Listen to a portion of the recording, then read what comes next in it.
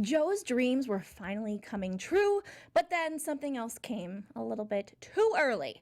We are going to be talking all about that and more on the You After show here at AfterBuzz TV, so stay tuned. You're tuned in to AfterBuzz TV, the ESPN of TV talk. Now, let the buzz begin. Hello, everyone. Us creeps are back, and we are so excited to talk about you here at AfterBuzz TV. We're going to be breaking down Joe's first run-in with the police that we've seen, at least, Peach's trip to the ER, and Beck and Joe's first time. I am your host, Sam Davidson, and I am joined by two beautiful ladies to my left. Hi, everybody. I'm Maggie Clark. And I'm Taquaila. Hello, everyone. And for those book fans out there, we just want you guys to know we're going to do a segment at the end of the show. We're going to let you know when to go for those that don't want to know about the book. But Maggie's going to be telling you a little bit, more in depth about comparing it to the episode. Yeah, it's our new segment. It's called Book vs. Show. Very straightforward. And we don't want to hit anybody with any spoilers. So like Sam said, we'll definitely let you know when those spoilers are coming at the very end of the segment of our entire show. Yes. Let's talk about our overall thoughts for this episode. Let's start with you. So this one, I kind of feel like I'm always on a roller coaster ride during this show so far. I really like that Paco is kind of looking for just an outlet, because it does seem like he's always just sitting outside the door for whatever reason. And I'm glad he finds it in Joe. However, I just really don't think Joe's the right role model. But then I'm actually glad that, am I glad? I think that's the right word. Glad that Joe is kind of making segue with Beck, but I don't know like how far it's gonna go, and I don't want her to get hurt. Yeah. So I'm kind of on the roller coaster ride with it so far. You're like me. I was alone last week with Renee and Maggie, and they were just like, Sam, he is a probably murderer, and he shouldn't be around that child. And I'm like, but that child needs an but also not that influence. I get it. But what do you think, Maggie? So I enjoyed this episode. I feel like in this episode we saw a lot of Beck and Joe kind of becoming a couple. Mm-hmm. The two of them holding hands a lot, in constant communication, spending a lot of time together, kissing, and other stuff that we'll definitely break down later. But yeah. I kind of liked seeing the two of them act like a normal couple. Yeah, I did too. Yeah. I mean, it's like I kind of just hate both of them, but I like both of them so much. I'm just like, you two are kind of shitty people. You hate them together or just individually as... I think individually. I think okay. I don't hate them. I'm sorry. I spoke too soon. It's a complicated show, and it has us feeling a lot of different feelings. And the whole thing about Paco, which we are going to start off with, is kind of hard because he's a kid, and it's the only positive relationship we see him having, but it's with a guy that's now a killer. Mm-hmm. Let's expand more on that. So Sam, last week you were talking about how, the culture in New York City is that you just let your kids run around. Yeah. And we saw a little bit more of that in Paco in this episode because, Joe just handed him this shopping list and he was like, okay, bye. He didn't have to ask his parents for permission. He already knew what stores to go to and how to acquire these things, which I guess he didn't end up getting. But yeah, you kind of feel like that's the lifestyle in New York City, that the kids just run around and do their own thing. Yeah. Hop on a train and do your own thing. Have either of you ever lived in New York? Because I haven't. No, I've never lived. I've visited I've spent a lot of time there, but and so it is, kind of, I think, a more roamy place. Can we call it? That's true. Sure. Yeah. I think I'm with you on, I like Joe as a escape for Paco, especially when he, tells him what kind of books to come read in the library, and he just can spend his time there and just roam around. And then also just giving them this errand, which was the first time I was like, no, because I felt like it was a glimpse of Joe's human side or more of his gentleness when he interacts with Paco. So we get to see just that little glimpse of him there. But then again, like you said, we know now he's definitely a murderer, and we don't know how many times yet. So I'm like, I don't want that to really rub off on Paco.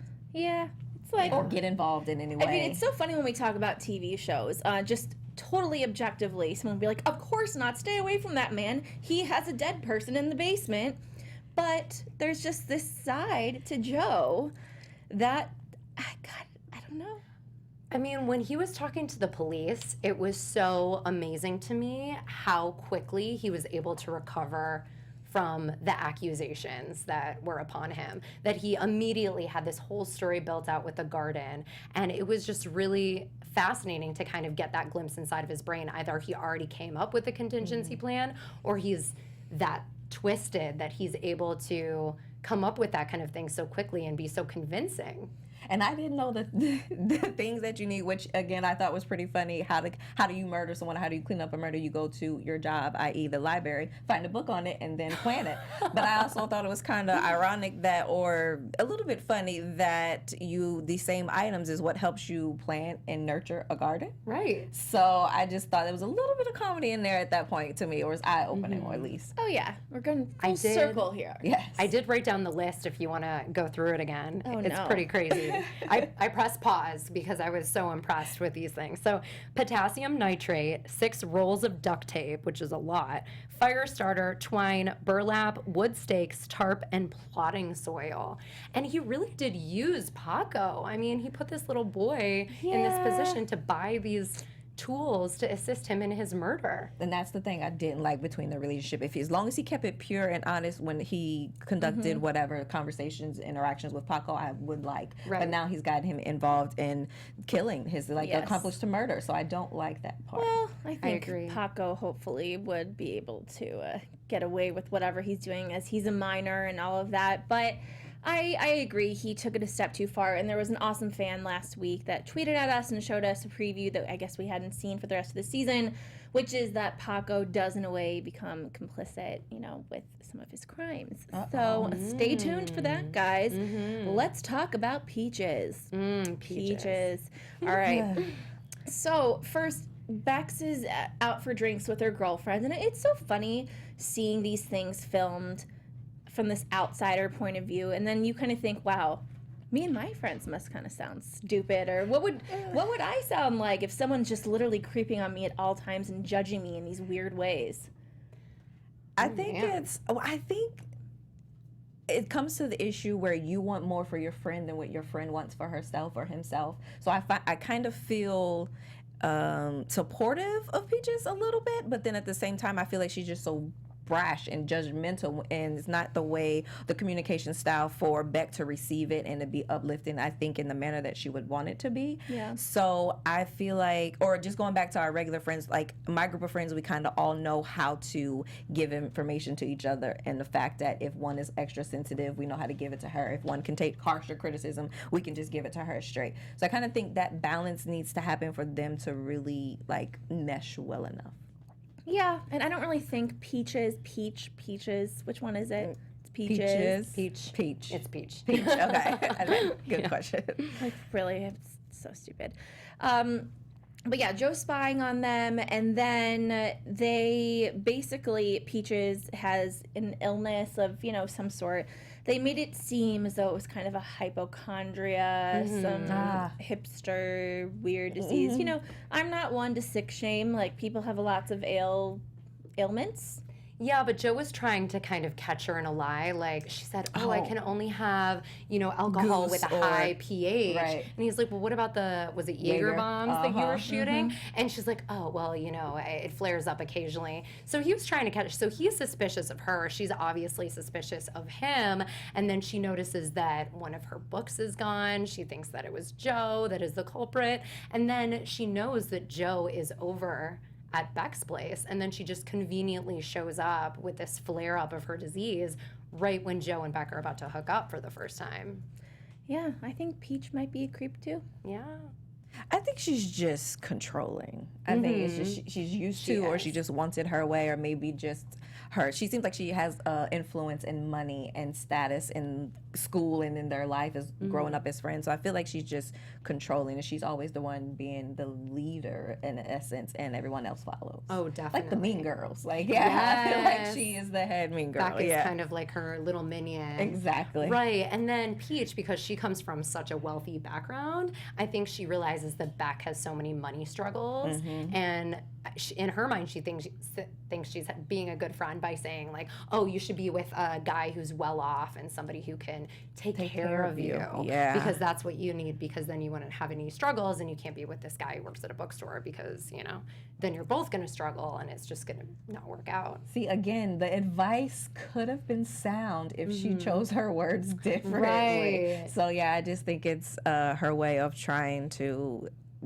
I don't know if it's her way of trying to make herself feel inferior or even better than Beck, but just that she is wisdom, but just not the right approach. Right. She thinks she's being a good friend. Yeah. But no. Well, it's just so hard because there is, if you want to know the secrets of this show, it's a book. There is an actual book, and you can read it, and it's amazing. But I haven't read it, and I can't read it, so I am just so curious to know where this character goes, because I think it's probably a very big part of like Maggie. I mean, Like poor bursting. girl. She's bursting. I'm like, there's obviously something more here, and I think that she might be fooling us. Not as much as Joe is. She's probably, I don't want to say a mini Joe, but she might be a con artist in her own way. Yeah. Well, yeah, we that's a will good point. see that play out, I'm sure. in I the love show. looking at her face. This is evil of me. Okay, but we have a lot of other stuff going on here at AfterBuzz TV besides talking about you, which is absolutely amazing. So yes, we do. It's at Hey AfterBuzzers. Our network produces after shows for nearly all of your favorite TV shows. From drama, reality TV, sci-fi, and more, there's no network that works harder to serve television fans. But we need your help. We're asking that you please subscribe to one or more of our YouTube channels. By subscribing to our channel, YouTube will suggest content that's tailor-made for you, and you'll help AfterBuzz continue to grow. And if you're worried about pesky notifications, don't be. They're optional, so don't worry about those. So hit the subscribe button now for this channel, and check out our AfterBuzz YouTube channels as well. Let us know you did so in the comments, and we'll thank you on air. For now, thanks for being the best fans and for helping us be the ESPN of TV talk. Awesome. We got some music there in the background. Yeah, I like that. thanks. Unexpected. All right. Well, of course, we get to the meat of the episode, which is Joe and Beck's. What did we call it? Did we come up with the ship name? No, we should. Oh. Jack? Good. Bo? Jex? Jack? Jex? I Jack or Bo? It I mean, just, it doesn't work well. BoJack Horseman. Okay, yeah. Okay. He's going to add That's the show right horseman with that, on the right. back. Thank you, Netflix. But they are, you know, their relationship is progressing, Percolating. progressing very, very nicely. They had a nice IKEA trip. Was it IKEA? I mean, it was a FIKEA. It was. Yeah, it was. It seemed a little more upscale. It did, yeah. You're right. Yeah. It was probably like a West Elm. No, it wasn't. Like a CB2. She couldn't afford much higher than IKEA. I don't really think she can afford I don't anything. Yeah, that's yeah. Which Yeah. is, you know, I think another very curious question about their relationship. Not that it's any of our business, but it is. We're watching the show. So we saw the red ladle. That was interesting. Yes. Yeah. Which was something that Benji said Bex used to like to be hit on. Like, she'd like to use it during sex, and she related it to her father somehow. And it's like, oh, God, daddy issues. I mean, For sure. all over the place. And she makes comments, I keep on choosing the wrong men. And Yeah. then you see her with, like, a killer, and then, you know, a douchebag that's now dead. And it's, oh, honey, oh, no. But what did you guys think about this scene when Joe tried to go down on her in the really upscale FIKEA? Well, she kind of freaked out. I mean, first of all, he shouldn't have done that because it was a very public place. If they were in a dressing room or something, if they were Yes. in a private area, maybe. But I mean, they're literally in this like open department store. People are walking by. It was just not the right opportunity. So I definitely see why she reacted like that. But she was into it for a second. Exactly. Yeah. And I feel like, you know, kind of when you have just that chemistry, that moment, and maybe it shouldn't have been as aggressive or as passionate as it should have been for Joe. But I feel like he's been concocting this whole thing in his mind for so Right. long. He's been waiting for it to just happen. And so when she gives him the go, he went. And so I think at that point, too, she kind of, like she did, she backtracked because she had she's been having Tinder hookups and whatever relationship, I guess we should call it, with Benji, it was kind of like sexually based more than anything else. So I feel like she does want to do things different with Joe because she does see him on a different level and they are interact on a different level. But I think that's what scared her. She didn't want to go down the same track. Right. She's getting around. Yeah. Yeah. Like those Tinder dates. She's like, having a good time. Yeah. Well, and something I just think is kind of interesting to point out, which I think was pointed out in the pilot, is that she doesn't necessarily, like, this is a girl that is sexual, but I think more than that,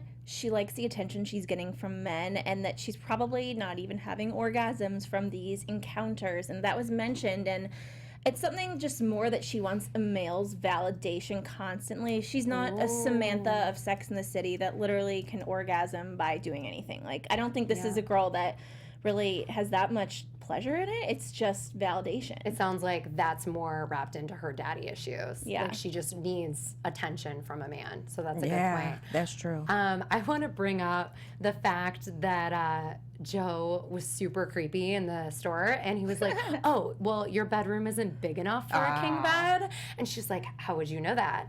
And what bothered me about that part is when they go back into her apartment. Her apartment is huge. She could put a Cali king in her bedroom. I mean, it definitely was big enough for a king. So, I don't know. That just kind of seemed a little discrepancy there. there. A little But it was odd. a great save on his part, though, For because sure. you hear that a lot of apartments, like Los Angeles, are kind of smaller. They're studios, one bedroom size, and you can't fit too much into them. So it was a great save because when I was watching, I was like, oh, he just ruined how he's a stalker. Like, it just came out too early, but it was a great save, and she took it. So Well, I feel like it's going to be one of those things when it is that she finally finds out, which, I mean, let's be real, this isn't a prediction. She has to. Right. I don't know what's going to happen after that. God. So. But I think that she'll be like, oh my God, that time that you knew that my room wasn't big enough, blah, blah, blah. Or that time, and then she'll just start, like, counting on her fingers. And Because he was literally in her home, wandering around like he owned the place. Yeah, that was a very, very creepy part about the entire show. But they have this makeup, and he goes to her apartment, and she is just ready and to go in She her had that bra. red bra on when she opened the door. Sexy, right? Yeah. I mean, she's got some good moves. Yeah, I really think she needs to see a therapist very badly. Wow. Girl has some issues. It's just like, can't you just do things normally? But she's also dating a killer. Yeah. So You want to answer the door in a sexy red bra? I mean, yes, okay, sometimes that might be the appropriate response, but I do not think this would be the time. I think it's just a little early still. Yeah, I feel like they're progressing quicker, and maybe it's more to their relationship. That's why they're going so quickly, and trying to already date and everything. But I feel like that was just a little too much too soon. Especially because she's saying like, "Oh, I'm going to treat this relationship with you differently because I like you. I'm not just trying to use you as a hookup." Going back to when he was really mean to her on the phone at the bookstore, do you think that made her like him more? Because the next scene we saw with them was her in her red bra after he yelled at her. Do you mean when he was yelling when he was burying the body? When he, no, sorry, he wasn't at the bookstore. He was burying the body. And he's like, excuse me. Or burning the body. Yes, doing something to the body, poor Benji. That was super suspenseful with the hikers walking by the way. That was a good moment. Yeah. He just keeps squeaking by. He's like, he's almost getting caught. I think she's just going to brush it off. I don't think it made her upset. It just made her curious as to what was really going on and why he was just acting so weird. And again, the intensity of him almost getting caught and the family finding out. And I thought maybe, I don't know what happens when you, I guess is cremating in that sense, that what he does to a body. But I thought the aromas and things could smell while it... Yeah, you'll take the rest of that imagery in your own mind. But so I thought the hikers were going to come and be more concerned about, well, what are you burning? What's that smell? But they Is that didn't what that at all. chemical is for? All to mask it. I don't know. I don't know anything about burning a either. body. Yeah, me either. Well, let me tell you guys. Just kidding. I have no idea. But I kind of do think that she liked this darker side of him where he wasn't just thrilled to talk to her. I think, I don't know, that kind of got her going. And so he came over and I was like, oh, yay, these oh, this is not going to end well, but we all kind of want to see this. Oh, because maybe prior to that conversation where he was acting mad at her, she was like, oh, I've got him wrapped around my finger, and anytime I call, he answers right away, no matter what. And he shouldn't have even answered that phone call, by the way. He could have let it go to voicemail. Very true. But this was the first time that he was interacting with her like, hey, actually, I'm not that hard to get, or I'm not that easy to get. Yeah, exactly. So she maybe was a little more intrigued. Little does she know. Yeah. What he was doing. With her ex-boyfriend. Yes, that's the part. But they finally consummate the relationship. Barely. Yeah. And I wish I would have given Jeff like an Andy Sandberg jizz in my pants. But it was not in his pants. It was, it was an early Release. So yeah, there we go. I was disappointed on both levels for that because exactly. Thank you. The early release and then that's the way the show ended in that manner. So I'm like, what? Like I was so annoyed. Like hopefully Beck, was in the show. Like, did you just? And that's how I felt. Did you just end the show that way too? So we'll see what the continuance of that is from next week. But I was just annoyed. They ended like it so quickly. It was abrupt, just like and his action. And did you guys notice that, like, they have this like big build up, blah blah blah, and there wasn't even any foreplay. It's just like they went in on it, and he just gets on top of her, and it's just a couple seconds, 8 seconds, and then the music stopped. 8? Did you count the 8? I did. Well, actually, did you guys watch the preview for next week? No, not yet. In the preview for next week, they say 8 seconds. Oh, okay. Yeah. Okay. I Yeah. was like, damn. The preview looks good. Watch the preview for next week. It's interesting. You'll see a new character introduced. Oh, okay. Yeah. I can't wait for that. On that note, that covers it for what happened at least this week. But of course, we have some more stuff to talk to you guys about. And we want to remind you guys we're also on iTunes. So if you go there, rate, review, subscribe, leave us a comment, some feedback. We'll read it live on the air. And it just really helps us out over here. Definitely. We want to know what you guys think of the show. So please, please, please continue to do that. Next, we have our special segment, one of them, which is Deep Dive Confessions. And we actually did get one last week from, it was very interesting. We did, yeah. Did you see it? On YouTube, right? Yeah. Yep. Mm-hmm. No. Okay. Well, I'm going to read part of it. It's basically our deep dive confession is, in a way, if we've been stalked or we've stalked anyone or been creepy on the internet in some way, so people share those things. Everything is Everything on YouTube says, okay, I ghosted my ex-bestie because she was changing too much for me at the time, and when I looked her up a few years later, her Twitter was gone, her Facebook was gone, and her Instagram was private. But I remembered I had the link for her Tumblr somewhere in my favorites. Sure enough, I found it, but the blog had a different name now. Different name, different URL, not exactly untraceable. So I browsed through it for a little while, and I came across this very detailed article about her sex life with what seemed to be her newly ex-boyfriend. I'm talking fist action and backdoor action, among other things. So, whoa! Not judging, but careful what you write where. Wow. I mean, you brought it yesterday. Is that, yes, that's what her name is on YouTube. Thank you for sharing. Thank you for sharing, Yeah. Gotta be honest. You can find some weird crap on the internet, am I right? Do you have a deep dive confession? Because I said a very embarrassing thing last week. Have you ever, stalked an ex or? No. Never? No. You are one of the few, I feel like. I'm cutthroat. I will cut you off and dismiss you immediately. Like, she was deleting her Tinder and delete the number. Once I feel like I'm done. That's it. I could walk past you in the street and not see you. So, no. I've been called a mean because of that. And there's so Good I for don't you. have one of those. And I don't think I've never found people have stalked me on the other end. If so, I haven't been told or found out. So no, I'm not. Good for you. We should be more like you and just cut the cord and move forward with our lives once it's over. Well, let us know what you guys have done because we put some stuff out there tonight. Put more things out there so we can talk about them on the show because that would be really fun. We also have a little bit of news and gossip for you. We do, you guys. Ooh.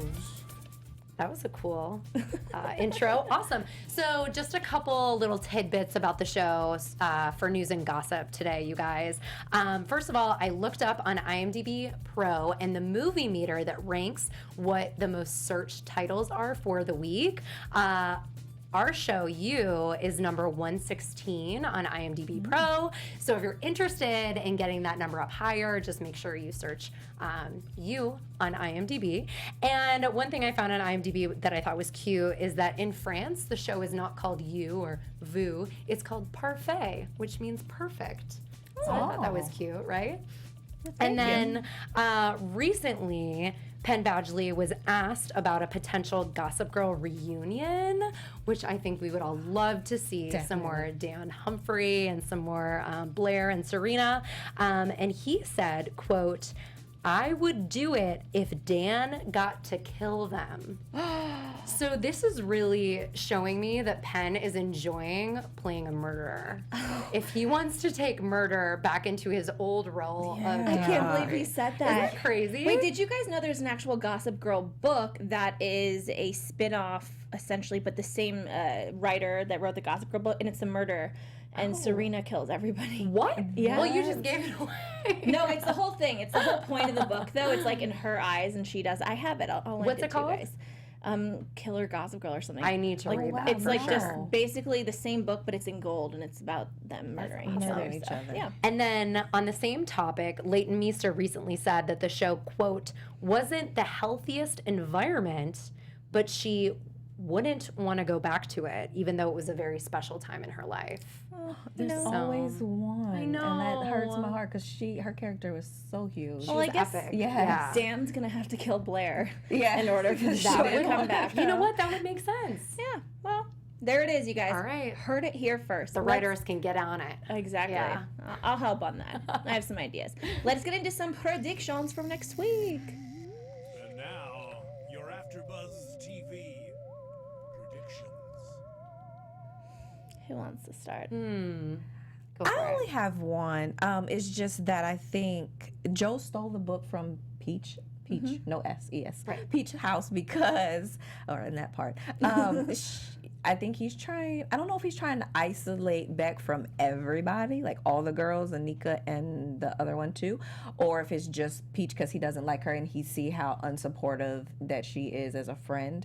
But I think he stole that book for that reason, and somehow, so he stole it, and did he end up giving it to Paco? Was that the book to read correctly? So he stole it and gave it to Paco, of course. So Paco's gonna somehow, I feel like, read it again or be seen walking around it with it, or his is that his stepdad or just his mom's boyfriend's gonna find it and do something of that nature, which is gonna create more of a out for Joe. And I think he's gonna be found out somehow. I think this police officer, can you tell me his name?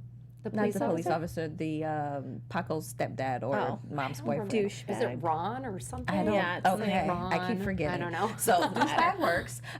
So I think he's now, because the cops didn't believe him, and I know he is on to Joe, which is kind of like eerie, but like yes, somebody's finally onto him. Some of that's going to play out. He's going to start stalking Joe. I think it's going to be a series of just people stalking people because of different reasons. So it's just like life. Yeah, there we go. Life's kidding. life. I'm seeing Ron. Does that sound right? Ron. Oh, I said Okay. Ron. Yes. Ron. Let me Okay, it get was write Ron. that down. Awesome. So I have to be careful with my predictions again because I feel like I know exactly what's happening in the next episode, judging by the preview that I saw. So I'm not gonna really do any predictions about the next episode, except for the fact that I'm hoping that we see more of this Peach, Beck, Joe triangle play out. Okay. I hope we see more of that because I love Shay's take on Peach. I think she's a great Peach. I like that. I hope we see some more Peach, and I'm just waiting for that pivotal scene where he comes behind her and just like smacks her in the back of the head while she's running through Central Park. Right. I'm sure that's gonna be like more towards the end, but I think that Bex is gonna continue to get more and more like obsessed with him, and it's gonna be something that just, this is what I've been waiting for my whole life, and it's gonna be some whole fairy tale thing. But I'm hoping we find out some more stuff about her And I'm hoping that we find out more stuff about Joe's ex-girlfriend. Oh, definitely. Cassie? Claudia. Claudia. Yeah. Yes. And we want to know what you guys think. Let us know in the comments, tweet at us, tell us what your predictions are. And of course, right after, are we going to do it right now, Jeff, or are we going to wrap up? And I then... say we wrap up because I think even the panelists want to sneak out so they don't have to hear the spoilers. I So. do. Oh, yes. Yeah, I I don't was- want to ruin it for Which you can anybody. do. So once we bump the credits, you two leave, Okay. and we'll just come right back in on Maggie. So Okay. for those listening who want to hear book spoilers, stay tuned after the credits, and we'll spill the tea. Woohoo! Please do. I want to stay so bad. I'm going to go insane. You but can't. I'm going to banish Okay. you. Well, I'm banished. So on that note, thank you guys so much for tuning in. Let's start over here. Where can everyone find you on social media? Again, I am Taquaila. Thanks for chatting with us this evening. And you can find me at Taquaila_IM on all social media. Hi guys, again I'm Maggie Clark, and you can find me on Instagram at Maggie Clark on camera and on Twitter at Maggie on camera. And I'm Sam Davidson, and I am so sad that I can't stay and find out what's happening. You can find me at SamD43 on Twitter and Instagram, SamDavidsonEntertainment.com. I don't know if I'll be able to last through the entire season without knowing, but I will for one more week. We'll see you next time. Bye, guys. Our founder, Keven Undergaro, Phil Svitek, and me, Maria Menounos, would like to thank you for tuning in to AfterBuzz TV. Remember, we're not just the first, we're the biggest in the world, and we're the only destination for all your favorite TV shows. Whatever you crave, we've got it. So go to AfterBuzzTV.com and check out our lineup. Buzz you later.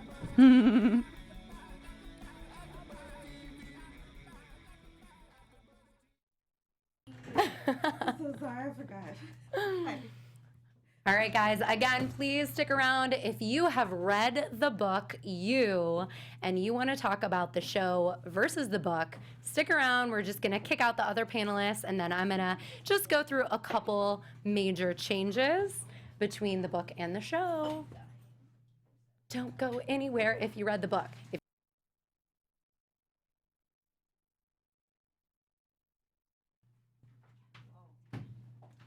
Bye, ladies.